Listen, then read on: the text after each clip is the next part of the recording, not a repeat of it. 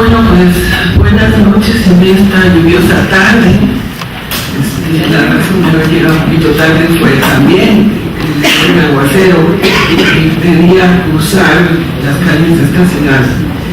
Yo quisiera pues empezar diciendo que estoy muy contenta de estar en este Salón Colosio, donde en tantas ocasiones tuvimos reuniones con las diferentes administraciones que pasaron por este instituto y que de alguna manera nos dio un espacio y una acogida interesante para tratar de evolucionar y reflexionar sobre las organizaciones de la sociedad civil, además del apoyo que ha hecho con el recurso de coinversión que fue ideado por mi amiga María Angélica Luna Parra hace muchos años y en que me tocó estar presente cuando lanzaron el fondo de coinversión. Y quiero agradecerle a ella pues la invitación a comentar estos dos trabajos que tuve oportunidad de leer. No es mi especialidad el tema de capital social, me hubiera encantado tal vez estar en otras de las mesas, pero bueno, yo revisé los dos trabajos.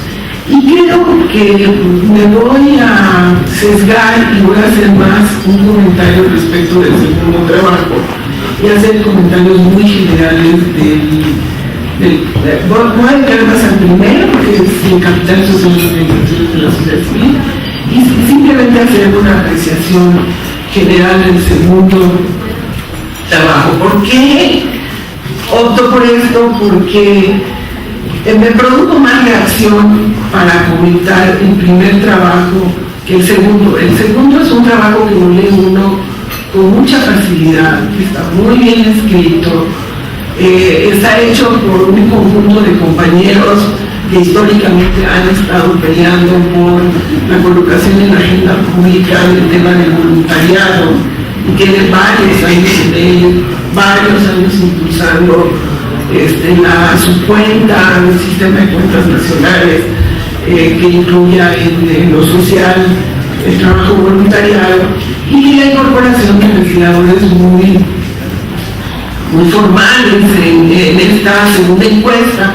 que es sobre la que se trata este documento, y que Lorena nos contó muy interesantemente estos resultados, que no son más que la punta del iceberg, porque como ella lo señaló, en el documento se nota que no han tenido el tiempo para analizar la enorme riqueza de esa investigación. Son 1.600 cuestionarios con una muestra polietática muy bien diseñada, un cuestionario muy seriamente trabajado, y por lo menos cuando uno va leyendo, ya empecé con el segundo, pero bueno, cuando uno va leyendo el documento, se vuelve cada vez más interesante, y el último capítulo es un capítulo realmente con metodología muy seria, estadística, de construcción de indicadores y modelos, de tratar de llegar a relaciones de causalidad y de explicar por qué la gente hace voluntariado y cuáles son las características de los voluntarios. Me parece que es una mina increíble de información y que seguramente los resultados analizados y los documentos que buscan cada vez nos van a dar más claridad sobre este importante tema. Entonces, sí quisiera hacer como una revisión más cuidadosa del primer documento, porque me preocupan algunos conceptos que están en el primer documento, y me preocupa un poco qué visión se tiene de las organizaciones de la sociedad civil. Y entonces me parece que usar este documento como para decir, oigan, cuidado, porque esto no es así.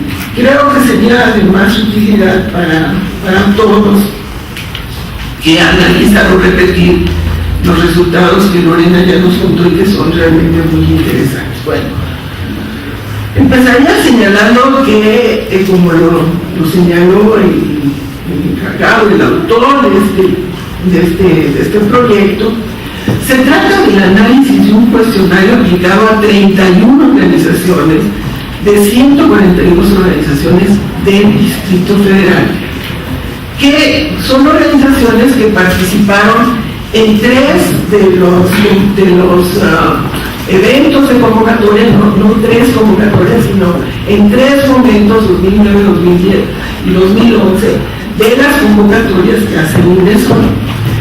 Y en realidad lo que los autores quieren es ver lo que ellos llaman capital social que tienen las organizaciones, que les permitió ganar los recursos de las convocatorias de INDESOL. O sea, la pregunta que ellos se hacen es ¿por qué unas sí logran pasar y obtener recursos del Fondo de Inversión Social y por qué otras no logran pasar?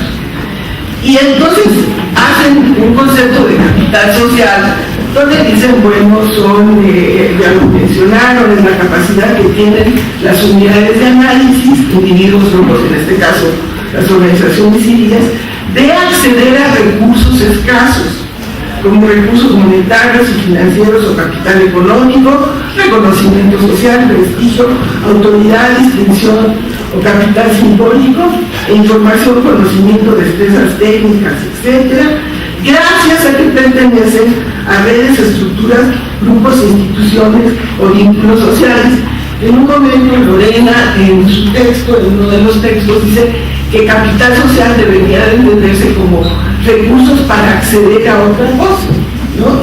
Entonces es un concepto de decir, el capital social, según los autores, es lo que tienen las organizaciones y que les permite acceder y triunfar en esta competencia frente a las convocatorias de INDESOL.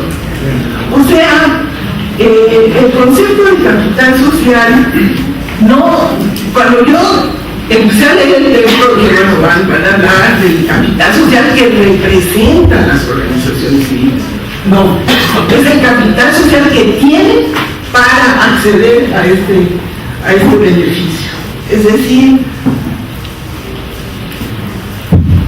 se alejan del concepto de CEPAL, de capital social, en donde son instituciones y organizaciones que promueven la confianza y la cooperación entre las personas, las comunidades y la sociedad en su conjunto. Esa es la definición de capital social que hace CEPAL. Entonces es distinto lo que estamos acá trabajando. Y esto se corrobora porque pone mucho énfasis, por ejemplo, en ver cuáles son las características de aquellas personas o grupos que diseñan los proyectos. Y entonces dicen, a ver, ¿de qué universidades son? ¿Tienen licenciatura en que no estudiaron? ¿Tienen posgrado en donde estudiaron? Hay una preocupación por ver a los diseñadores de proyectos por la idea clara de que la calidad de los proyectos son los que van a hacer posible que las organizaciones accedan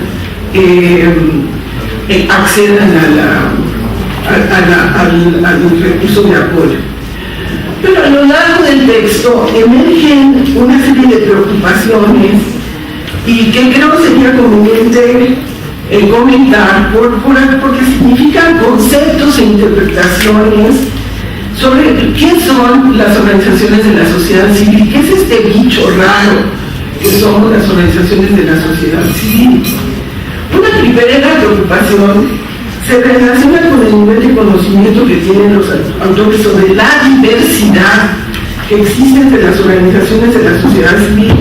Por ejemplo, parecería colegirse que para las ONCEs es fundamental o central el obtener los recursos del programa de coinversión social.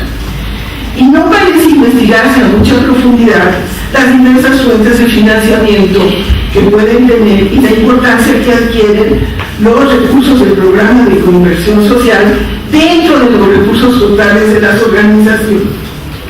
organizaciones, y que las ONCEs pueden tener varios proyectos con varias financiadoras, ¿no? Entonces, ¿cuál es la dimensión realmente del apoyo que se obtiene, y parecería que como que el capital, queremos tener capital social para acceder a los recursos del programa de coinversión social. Entonces, eso como que me parece que quita un poco perspectiva. Otro ejemplo es que en el análisis de otras variables donde las respuestas de las OCEs no llevan a una única respuesta, sino que pueden ser múltiples. Es decir, no es una sola fuente de financiamiento, pueden ser varias. Los proyectos no los elabora una sola persona o un grupo, sino que puede haber un proceso en el que participan varias instancias de la organización. Los diseñadores pueden haber estudiado en varias universidades y tomado varios cursos de capacitación. Entonces, ¿qué le pasa a la investigación? Lleva a que los autores en algunos cuadros, como es el cuadro 20 o el cuadro 34, presentan tal número de combinaciones posibles que la muestra de 31 se les dispersa. Y entonces, en cada combinación hay un solo caso. Entonces uno dice, ¿qué les está diciendo esto? O sea, les puede llevar a conclusiones muy poco sustentadas, porque si es un caso, pero no trae dos, entonces dos es el principal, y es que tienen que estudiar en esos lugares los diseñadores, porque ahí hubo dos casos de los 31. Entonces, me parece un riesgo enorme. Es el problema de respuestas muy variadas. O sea, un problema que tenemos con las actividades de las organizaciones es que las organizaciones hacemos varias actividades.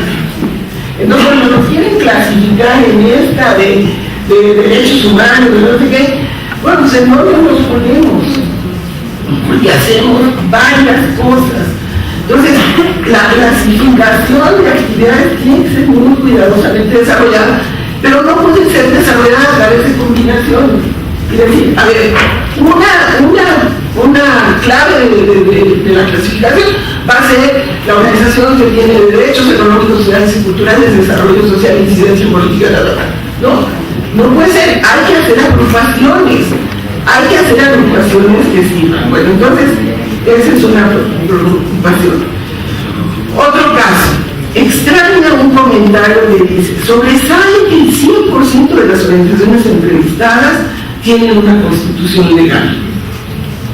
Digo, no podría ser de otra manera, pues el universo de 142 organizaciones, para seleccionar las 31, se toman de aquellas organizaciones sociales que presentaron proyectos para acceder al programa de inversión social, y un requisito es estar legalmente constituida. Entonces, en las recomendaciones le dicen a la organización, para que accedas a ese recurso, tienes que estar legalmente constituida. Entonces, digo, por eso pienso que yo respeto mucho a la academia, pero que muchas veces sus aproximaciones al mundo complejo de las organizaciones civiles no es suficientemente aterrizado y conocedor. Ahora, los autores parecerían entender a las OCEs solo como organizaciones que proporcionan servicios a terceros y les preguntan sobre cuántas filiales tienen y a cuántos beneficiarios atienden, y las valoran de acuerdo al número de beneficiarios que atienden, señalando que solo 3 de las incluidas en la muestra tienen capacidad para atender a más de 1000 beneficiarios mensualmente.